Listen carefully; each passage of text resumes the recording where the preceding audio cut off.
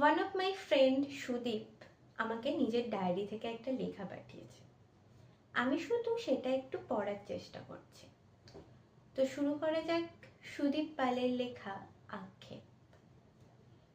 সুপরিচিত অমলকান্তি যেমন রোদ্দুর হতে চেয়েছিল, আমারও তেমনি কাঠবিড়ালি হওয়ার স্বাদ ছিল।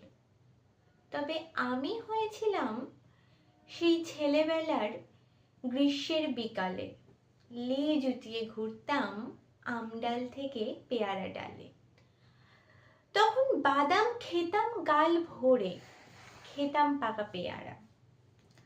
চঞ্চল আহ্লাদিত আমি দিতাম গাছেদের কঠোর পাহারা। তারপর তারপর কি, বেলা শেষ, অদৃশ্য হয়ে গেলাম, হলাম নিরুপায়। যেমন বালুকণা হারিয়ে যায় বালুভূমিতেই, অবহেলায়, অবচেতনায়।